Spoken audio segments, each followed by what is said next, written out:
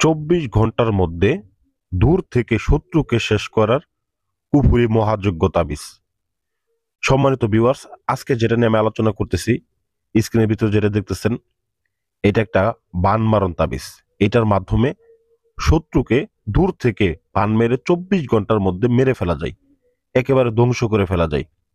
সম্মানিত ভিউয়ার্স, কিভাবে কাজটা করবেন আমি আপনাদেরকে পূর্ণাঙ্গ নিয়ম দিব।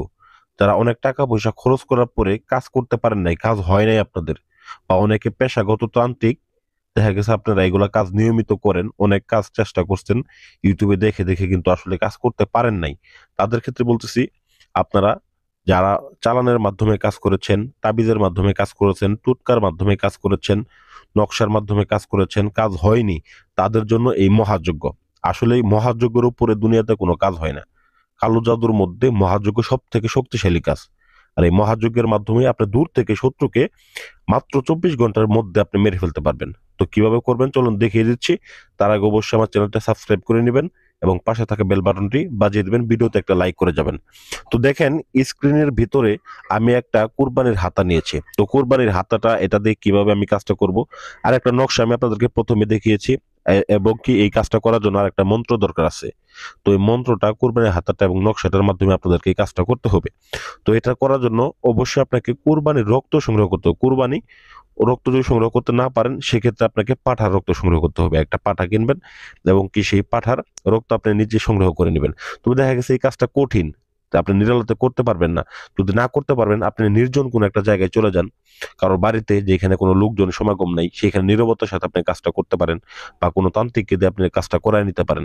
এটা আপনার ব্যক্তিগত বিষয়। তবে এই কাজটা, দেখা গেছে একটা মানুষকে, শত্রুকে ধ্বংস করতে হলে, বাঁচতে হলে, তো আসলে একটা কঠিন জিনিস কিছু না কিছু অবলম্বন করতেই হয়। আসলে সব জায়গায় যদি সহজ খুঁজেন, তাহলে কাজ করতে পারবেন না।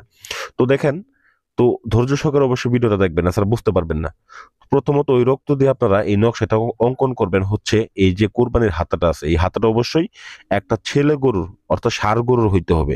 তো ষাঁড় গরুর এই যে কোরবানির হাতাটা আছে, এটার উপর আপনি ওই নকশাটা অঙ্কন করবেন। আমি প্রথমে দেখিয়ে দিয়েছি। ওই নকশাটা অঙ্কন করার পরে এটার উপরে আপনি একটা মন্ত্র পাঠ করবেন। আমি মন্ত্রটা বলে দিতেছি, মন্ত্রটা মনোযোগ সহকারে শুনবেন। ওম ক্লিং সর্বনাং শত্রুনাং স্তম্ভিতাই। ওম ক্লিং ওম ফট। ওম ক্লিং সর্বনাং শত্রুনাং স্তম্ভিতাই। ওম ক্লিং ওম ফট। তো অবশ্যই আপনারা মন্ত্রটা বুঝতে পারছেন। তো এইভাবে মন্ত্রটা পাঠ করবেন আপনারা 21 বার পাঠ করে এটার উপরে ফু দিবেন। তো ফু দেওয়ার পরে অতঃপর আপনি বাজার থেকে চন্দন কাঠ কিনে আনবেন। অবশ্যই আগে থেকে চন্দন কাঠ কিনে আপনি এরকম ভাবে একটা আসন তৈরি করবেন। কাজটাকে অবশ্যই শনিবার এবং মঙ্গলবার কাজটাকে করবেন। এই শ্মশান ঘাটিতে বসে অথবা নির্জন কোনো আসনে, নির্জন কোনো জায়গায় আসন তৈরি করে বসে সেইখানে চন্দন কাঠ দিয়ে এই যে কোরবানির হাতটা আছে, এটাকে ভালোভাবে পুরাবেন। এমন ভাবে পোড়াবেন এটা যাতে পুরো একদম ধূলিসাৎ হয়ে যায়। দেখা গেছে এটা পুরানোর জন্য যদি কেরোসিন ঢালার প্রয়োজন হয়, সেক্ষেত্রে আপনি কেরোসিন ঢালবেন। তো কেরোসিন ঢেলে হলেও এটাকে পুরো একদম খারখার করে ফেলবেন। তো এটাকে পুরার পরে অতঃপর ভিউয়ার্স, এটাকে একটা লাল কাপড় দিয়ে ভালোভাবে পেঁচিয়ে নেবেন। পেঁচিয়ে নেওয়ার পরে এটাকে আপনি কি করবেন, যেখানে আপনি আসনটা করেছিলেন ওই জায়গায় আপনি পুঁতে দিয়ে চলে আসবেন। এতটুকু আপনার কাজ।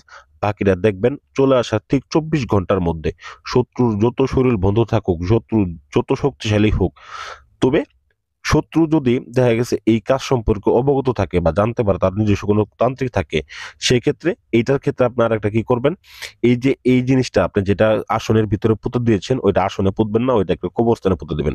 শত্রু যদি জানতেও থাকে বা শত্রু যদি কোনো কবিরাজও থাকে, তাকে বাঁচানোর জন্য সেই কবিরাজও তাকে বাঁচাতে পারবেন যদি কবরের ভিতরে এটাকে আপনি গাড়তে পারেন। ঠিক আছে? এটা 24 ঘন্টার মধ্যে একদম ফিনিশ হবে।